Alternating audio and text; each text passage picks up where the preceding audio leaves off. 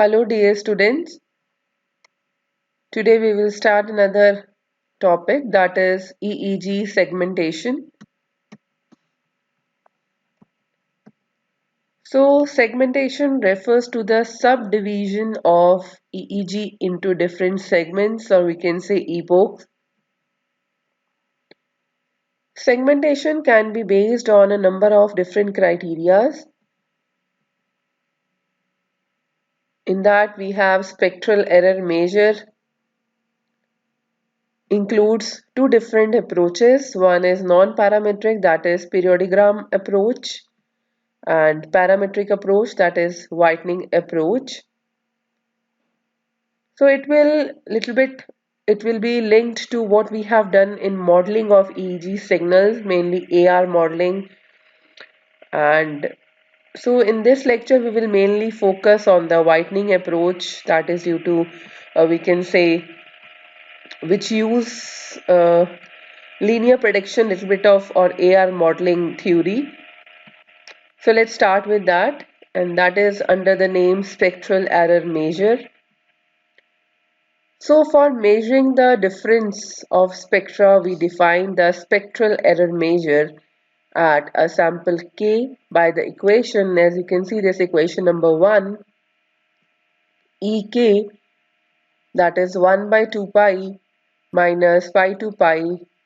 Then we have Pmk omega minus Pf omega, that is whole square with integration with respect to omega.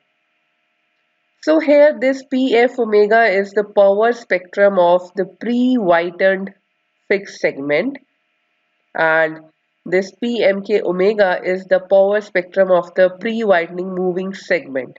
So here we are using a kind of window, okay, so that will move simultaneously on a EEG signal. You can see this approach. This is a pictorial representation of the fixed and moving window concepts. So fixed window, then that window is only which is we can say it is moving step by step. So in practice, this equation number 1 we are not very in use.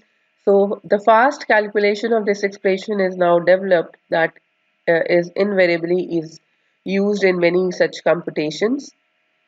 So that is power spectrum, that is we know that Fourier transform of the autocorrelation function. So that can be derived as p omega equal to 1 by 2 pi integration limits minus infinity to plus infinity autocorrelation function e raised to power 9 minus j omega tau d tau. So as we know now, this autocorrelation function is even function of tau. So if we open this r e raised to power minus j omega 2 tau in terms of sine and cos, that is cos omega tau minus j sine omega tau. So r tau being an even function, that sine term will be 0 because we are integrating with respect to minus infinity to plus infinity. So finally, if you see this equation number 3, the term remains is 1 by 2 pi integration minus infinity to plus infinity r tau cos omega tau d tau.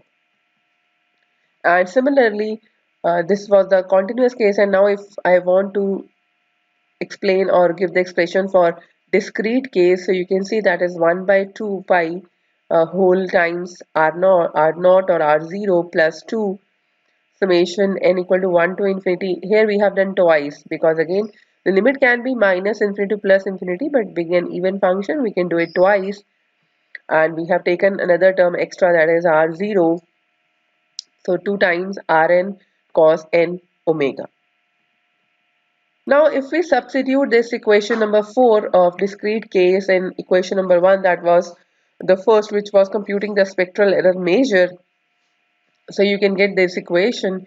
So 1 by 4 pi square limits minus pi to pi, then whole, you can say this is square, and term is r mk0 plus twice the summation n equal to 1 to infinity r mkn cos n omega minus rf0 minus 2 summation n equal to 1 to infinity rfn cos n omega, and we are integrating this with respect to omega.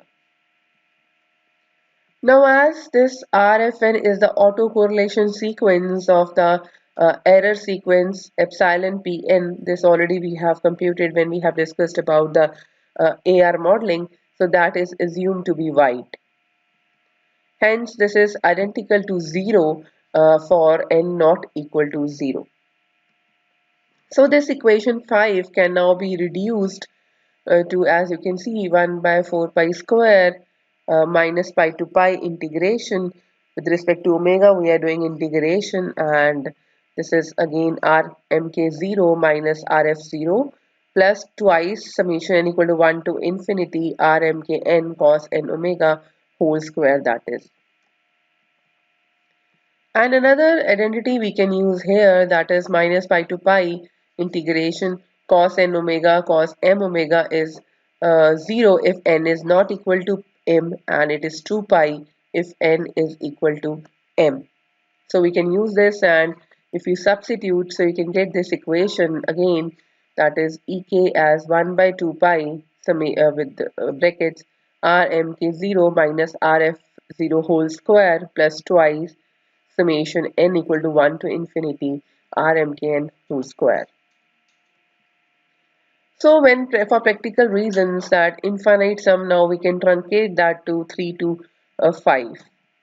So this, we can see this equation number 8, it comprises of main two components. One is the deviation of the prediction error from its initial value. As you can see this first term, rmk0 minus rf0 whole square, and we have the second term, which is deviation of the prediction error from whiteness, that is summation on n r square n equal to 1 2 and so on, and it is also called the spectral shape. Thus, segmentation may occur because of deviations in either one, as you can see in this figure. So the first one is deviation in prediction error, that is power, and second is deviation in prediction error for spectral shape, and this is the EEG signal, and if you see the result, that is spectral error measure, so you can see that spectral error measure for this EEG signal. So we can observe here that the transition from the first to the second segment is affected by the deviation in average power alone. The next boundary is a consequence of the change in spectral shape. Also, equation 8 basically compares the power spectra of two different segments of the signal whose statistical properties are quasi-stationary and arrives at a difference between the two segments. Instead of comparing the difference, one might equally well work with the quasi-spectra. So towards realizing this objective, we can write this equation number 8. As you can see, mainly we have divided this with RF whole square. So it is 1 by 2 pi whole square rmk0 by rf0 minus 1. This is, I think, a typo error. This 2 should not be there. Plus 2 summation n equal to 1 to m. This is rmkn by rf0 whole square. So with truncation being, you can see, affected at m. Now we have truncated that to this m sequences. So this equation 9 is referred as a segmentation error measure. So this method is used for segmentation of EEG, and the idea behind is to look at the signal spectrum at any arbitrary instant. One has to move along the signal and work out the corresponding spectral change by means of segmentation error measure. So as long as the signal is quasi-stationary and continues to define the segment, or mainly of the signal, it stays below a certain threshold, let's suppose theta, but once it exceeds, it begins to describe a new segment which is characterized by new statistical properties. So thereafter the process repeats itself. So this was all in this lecture. For the topic, you can refer to the book by D.C. Reddy, that is Biomedical Signal Processing Principles and Techniques of Tata McGraw-Hill. So for now, Thank you.